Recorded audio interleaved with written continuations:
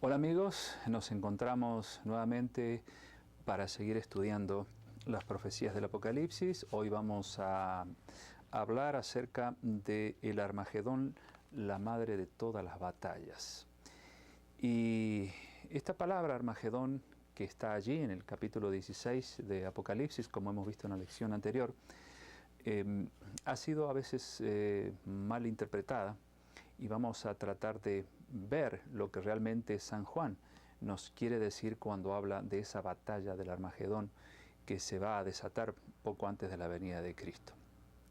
Pero como siempre hacemos, tenemos que orar para que sea Dios que nos acompañe y nos abra el entendimiento al estudiar una lección más de este apasionante libro. Así que vamos a elevar una plegaria. Gracias nuestro Dios, porque junto a mis amigos estamos una vez más aquí para estudiar tu palabra. Pedimos entendimiento, pedimos que tu Espíritu sea siempre nuestro Maestro para que Él nos guíe hacia toda la verdad. Bendice a quienes están siguiendo este curso en el nombre de Jesús. Amén. Muy bien, vamos entonces a hablar acerca del famoso Armagedón. Y quiero decirles que siempre en esta web tenemos un espacio disponible para que ustedes escriban sus opiniones, sus dudas, sus preguntas, para que podamos estar en contacto con ustedes de este modo y les pueda ayudar a aclarar aquellas cosas que quizá todavía no están muy bien claras en la mente de ustedes. Recuerden que este es un libro realmente apasionante, lleno de tantas cosas misteriosas que quizás con un estudio como el que estamos haciendo no sea suficiente para poder aclarar algunos puntos oscuros que por ahí puedan quedar después de cada lección. Por eso hagan las preguntas necesarias y con gusto habremos de disponer de tiempo para contestarlas. ¿Qué es el Armagedón? El Armagedón es una batalla, como dice Apocalipsis 16, y se usa como una palabra más bien simbólica, así como otras palabras que encontramos en el Apocalipsis, como Sodoma, como Gog y Magog, y otros términos que hacen alusión a ciertos lugares geográficos, pero que se usan en forma simbólica. Allí en capítulo 16 de Apocalipsis, si leemos el versículo 15 y 16, ya lo hemos analizado este capítulo en la lección anterior, pero tenemos que volver a él para entender esto del Armagedón. En el versículo 15, esto es ya poco antes de la séptima plaga, ya cayó la sexta plaga, la séptima copa de ira de Dios, y entonces Jesús anuncia su retorno, porque después de la séptima plaga Jesús estará viniendo a esta tierra a buscar a sus escogidos. Versículo 15, aquí yo vengo como ladrón, bienaventurado el que vela y guarda sus ropas, para que no ande desnudo y vean su vergüenza. Ya hemos explicado lo que significa este versículo 15. En otras palabras, la desnudez espiritual significa estar sin la ropa de justicia de Cristo, es decir, estar desnudos espiritualmente representa una vida sin arrepentimiento, sin un cambio experimentado por la gracia de Dios, y por lo tanto es una desnudez espiritual. No tener a Cristo en nuestra vida significa estar perdidos. El versículo 16 dice, y los reunió en el lugar que en hebreo se llama Armagedón. La palabra Armagedón tiene un parecido a monte de Meguido, y aquí viene la confusión de muchos cristianos. Y comienzan a pensar más bien en el Medio Oriente como un lugar de concentración bélica donde se va a llevar a cabo esta gran batalla final de todos los siglos. Pero en realidad no tiene nada que ver con esto, si más bien no es una batalla entre Oriente y Occidente, sino más bien una batalla espiritual, porque recordemos que San Juan aquí está hablando en forma simbólica, no literal. Si no perdemos, amigos, el hilo del gran conflicto entre el bien y el mal, entre Cristo y Satanás, vamos a descubrir que esta batalla, este Armagedón, tiene solamente connotaciones simbólicas, espirituales. No es un lugar geográfico donde muchos creen que se va a llevar a cabo una gran batalla. Si lo interpretáramos de esa manera, estaríamos entonces llevando un simbolismo a una aplicación literal, lo cual no es correcto. Es más bien el Armagedón, amigos, una guerra o una batalla espiritual de consecuencias eternas, y en esa batalla ustedes y yo estamos de alguna manera comprometidos. Esa es la batalla del Armagedón. Es un gran conflicto que se está desarrollando aquí adentro. No es tanto un gran conflicto fuera de nosotros, si bien se está desarrollando de esa manera, pero el gran conflicto más importante, más trascendental, se desarrolla aquí dentro de nuestra mente. Porque con ella es que servimos a Dios o servimos a Satanás. Con ella es que aceptamos la verdad o aceptamos el error. Con ella aceptamos lo que Dios nos ha enseñado aquí en su palabra o aceptamos las tradiciones y enseñanzas humanas. Por eso es esa la gran batalla, amigos, que ustedes y yo tenemos todos los días. Pero a través de la oración y del estudio sincero de la palabra de Dios, podemos ser más que vencedores en esa batalla del Armagedón. A manera de repaso para que entendamos bien este gran conflicto, desde el punto de vista entonces ahora aquí en el mundo. Sabemos que ese gran conflicto desatado en el cielo con Satanás cuando se rebeló contra Dios, se trasladó ese conflicto aquí a la tierra, y a través de Herodes y a través de otros emperadores, Satanás procuró destruir al pueblo de Dios persiguiéndolo. Como no lo logró, entonces comenzó a infiltrar enseñanzas humanas dentro de la iglesia cristiana, a tal punto que llegamos a encontrar en Apocalipsis 17 una iglesia contaminada con el nombre Babilonia, que tiene sus rameras, sus seguidoras, y a través de esa iglesia cristiana paganizada se desata una gran persecución contra los que guardan los mandamientos de Dios y la fe de Jesús a lo largo de 1260 días o años proféticos, como hemos estudiado ya en lecciones anteriores. Y entonces esa batalla cruel de Satanás se extendió a lo largo de los siglos a través de grandes persecuciones desatadas por una iglesia cristiana contra cristianos que formaban parte de un remanente, de lo que quedó de lo que era la iglesia primitiva, esa iglesia remanente que predica el Evangelio eterno, tal como Dios lo ha dejado establecido en su palabra. Pero al que más atacó Satanás fue a Cristo. Por eso lo trató de destruir a través de Herodes. Luego lo tentó en el desierto, como para ir a la parte final de la vida de Jesús, queriendo engañarlo, citando la palabra de Dios, porque como he visto claramente, Satanás se conoce muy bien las Escrituras, y él usó las Escrituras para tentar al Hijo de Dios allí en el desierto. Pero Jesús le respondía siempre, sí, pero también escrito está. O sea, es la forma en que nosotros también tenemos que defendernos en esta gran batalla espiritual que San Juan la denomina como el Armagedón. Y de esa manera el diablo fue tratando de engañar al ser humano. Si bien no pudo destruir a los hijos de Dios a través de las persecuciones grandes que se desataron, incluyendo la Santa Inquisición, entonces lo que trató de hacer es mezclar la verdad con el error. Mezcla que hasta el día de hoy le ha resultado muy efectiva, porque es la forma en que mantiene a muchos cristianos engañados, aun cuando esos cristianos o esas iglesias pregonan el mensaje de salvación con la palabra de Dios en la mano. Nunca es garantía, amigos, de que porque un cristiano use la Biblia esté predicando la verdad, porque podemos hacerle decir a la Biblia lo que no dice. Y de eso hay mucho en este mundo. Por eso hay más de 2000 iglesias cristianas en el mundo, cuando en realidad la verdad es una sola. Pero esa verdad a veces cuesta aceptarla. Tenemos prejuicios, tenemos inclinaciones carnales que batallan contra la verdad, y entonces preferimos vivir una vida religiosa acomodada de acuerdo a nuestras inclinaciones naturales. Esas son algunas de las razones por las cuales existen tantas iglesias. Pero si somos sinceros con Dios y amamos su palabra, vamos a hacer lo que dice aquí, cueste lo que cueste. Hay muchas ideas que se han introducido en esta gran batalla del Armagedón espiritual. Ideas como la evolución, el ateísmo, como el secularismo, la nueva era, el espiritismo, la creencia de que dentro nuestro tenemos un Dios que tenemos que desarrollar, de que nosotros solos podemos desarrollar ese poder interno y llegar a vencer nuestras debilidades.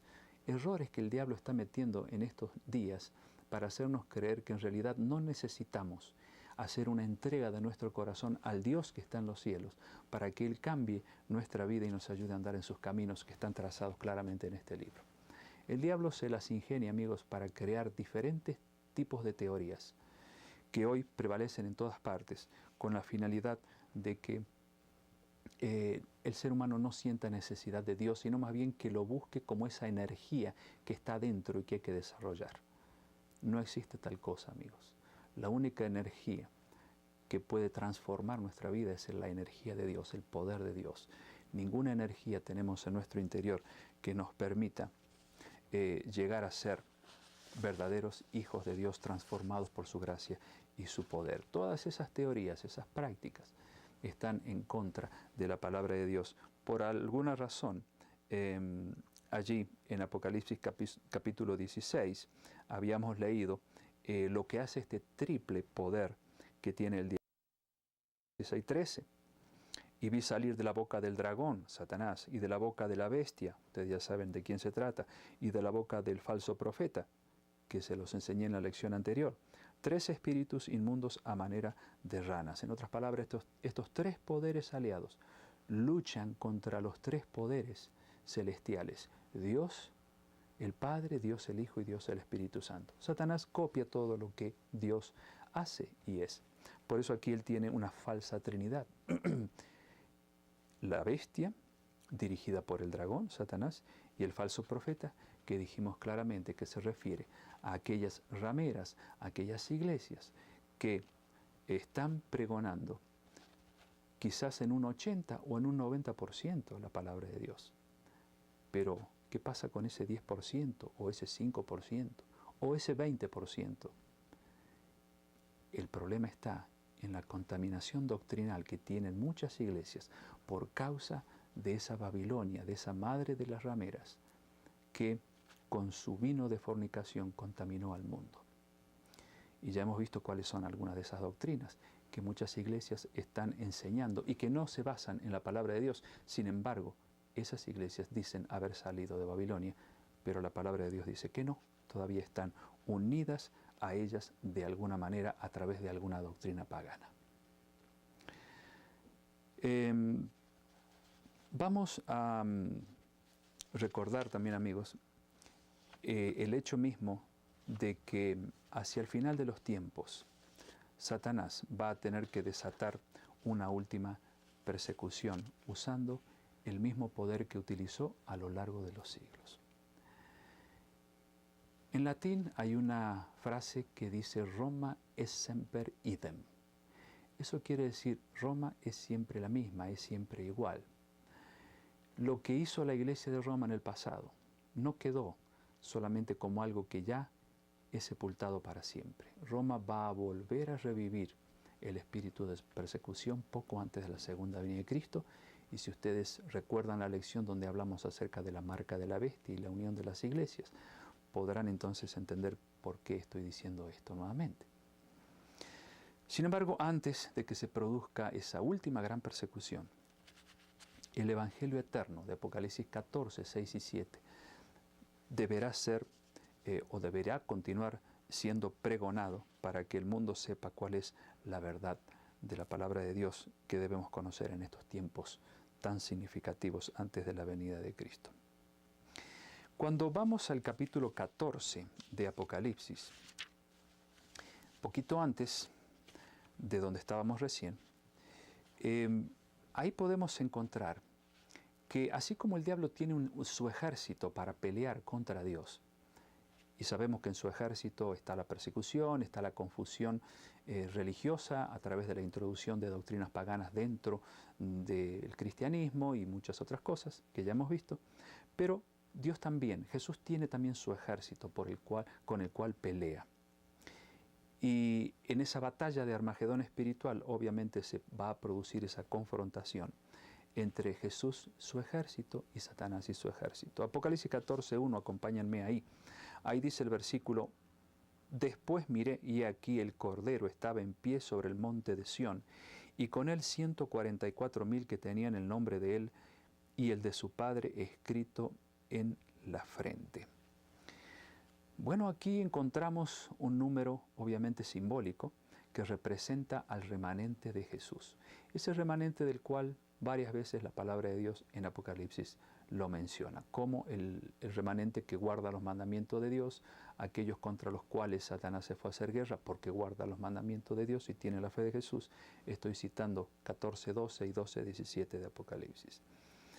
Entre tantos otros que hay que hablan del remanente, porque no solo se habla de ese remanente en el Apocalipsis, sino también varios profetas del Antiguo Testamento hablan de ese remanente que quedaría hasta el final, hasta la segunda venida de Cristo.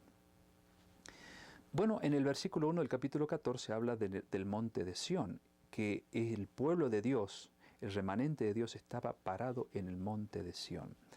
¿Y a qué se refiere el monte de Sión? ¿Es algún lugar geográfico donde Dios va a tenerlo? Nuevamente nos encontramos con un símbolo, el monte de Sión. No vamos a leer estos textos, pero se los dejo de tarea. Vayan a Joel 3:16, también el versículo 17 y el capítulo 2, versículo 32 del mismo libro, y ustedes van a encontrar el significado de Sión. En realidad, Sión aquí es símbolo de la iglesia de Cristo, del lugar donde Dios se convoca con sus hijos, el lugar donde Dios habla con sus hijos, es decir, en su iglesia. ¿Y en qué lugar está hoy el Señor reunido? ¿En qué Sión? Bueno, en aquel Sión que está representando a los que dice el Apocalipsis 14:12. Aquí está la paciencia de los santos, de los hijos verdaderos de Dios, los que guardan los mandamientos de Dios y tienen la fe de Jesús. Precisamente Dios se reúne con ellos varias veces en la semana, especialmente un día designado por Dios, el día santo de Dios, el sábado. ¿Para qué? Para tener un encuentro, para que Dios a través de sus instrumentos, su pueblo sea alimentado, conozca su verdad, la viva, la practique a esa verdad y la predique. Eso es el simbolismo, amigos, de la palabra Sión, es decir, la iglesia donde Dios se reúne para estar con sus hijos y prepararlos para ese día glorioso cuando Jesús venga a buscarlos. Y si ustedes leen un poquito más adelante el capítulo 14 de Apocalipsis, dice en el versículo 4, estos, es decir, estos cristianos que están en Sión, es decir, forman parte del pueblo de Dios, están en la iglesia de Dios, estos son los que no se contaminaron con mujeres. Es decir, no está hablando aquí de mujeres de carne y hueso, obviamente. Mujer, ya sabemos que en Apocalipsis representa iglesia. Está la iglesia pura y está la iglesia contaminada. Y dice aquí que estos no se contaminaron con mujeres. En otras palabras, no se ensuciaron con doctrinas de iglesias equivocadas. Pues son vírgenes. Estos son los que siguen al Cordero por donde quiera que va. Es decir, estos hacen la voluntad de Dios tal como está revelada en su santa palabra. Estos fueron redimidos de entre los hombres como primicias para Dios y para el Cordero. Y el 5 dice, y en sus bocas no fue hallada mentira. Es decir, en sus bocas no había doctrina extraña, no había tradición de hombres. En sus bocas no había mandamientos humanos, sino que en sus bocas había verdad. La verdad que Dios ha revelado en su palabra, pues son sin mancha delante del trono de Dios. Interesante el capítulo 14, del 1 al 5, lo que San Juan habla acerca de las características que este pueblo debe tener para ser el pueblo de Dios.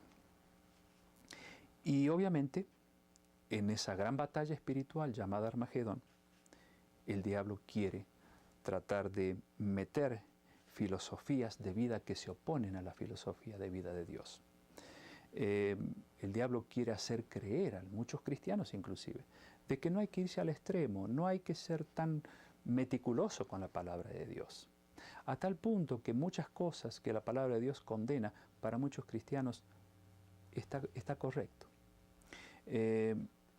Hoy se defiende el pecado más que nunca, amigos. Ustedes lo pueden ver.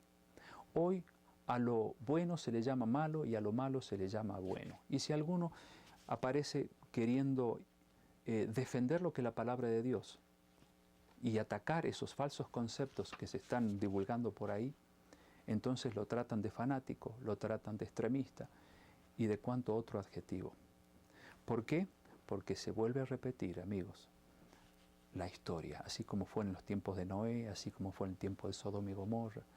Se defiende al pecado y aquellos que quieren vivir como Dios manda son tildados de extremistas o de fanáticos. Y se acerca obviamente la parte final del conflicto cuando ustedes y yo tendrán que haber tomado una decisión definitiva en favor de lo que Dios enseña o bien acerca de lo que el enemigo, a través de sus falsas filosofías, está sembrando en este mundo en una forma alarmante cada vez más. Hay muchas teorías que están atacando a la palabra de Dios. Y de esas vamos a hablar un poquito más adelante, pero tan solo quiero, como para ir terminando, decirles que ustedes y yo estamos en esta gran batalla del Armagedón.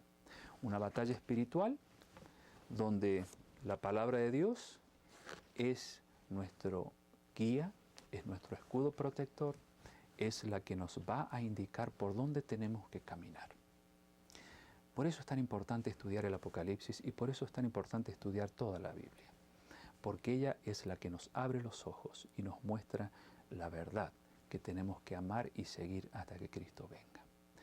Les pregunto, amigos, ¿de qué parte se encuentran ustedes o de qué parte ustedes sienten en este momento que se encuentran en esta batalla? ¿De parte de Cristo, nuestro gran capitán, o de parte del enemigo? Yo estoy seguro que ustedes me están respondiendo lo que yo siento en mi corazón. Ustedes están de parte de Cristo. Y tengan plena confianza en su poder porque Él nos va a llevar de triunfo en triunfo hasta el día final. No importa lo que nos digan. No importa si somos tildados de fanáticos. No importa si somos tildados como de bichos raros, porque vamos en contra de la corriente de este mundo. El cristiano no va a favor, va en contra. Y Jesús, por ir en contra de la corriente de este mundo, ¿cómo fue su destino final? Lo crucificaron. Si hoy Jesús volviera a repetir lo mismo que hizo hace 2000 años aquí en la tierra, ¿saben qué? Lo volverían a crucificar. No en una cruz, lo volverían a matar de otra manera. ¿Quién sabe? Usando los elementos que hoy usan para exterminar a los delincuentes. ¿Por qué? Porque su prédica iría en contra de las filosofías humanas que prevalecen en este mundo. Por eso, estemos tranquilos, porque estamos andando en los caminos de Dios y es que hemos tomado esa hermosa decisión. Y en esta batalla del Armagedón, ustedes y yo vamos a ser más que victoriosos si nos ponemos de parte de Cristo y de su verdad. ¿No les parece? Vamos a terminar con una plegaria. Gracias, nuestro Señor, por revelarnos tantas verdades asombrosas en tu palabra. Y gracias porque en esta gran batalla simbólica que representa el Armagedón, estamos con la confianza plenamente puesta en ti y en tu poder, de que habremos de vencer todas las artimañas del enemigo hasta el día glorioso cuando Jesús venga a buscarnos. Bendice a mis amigos, bendice a sus seres amados. Te lo pedimos en el nombre de Jesús. Amén.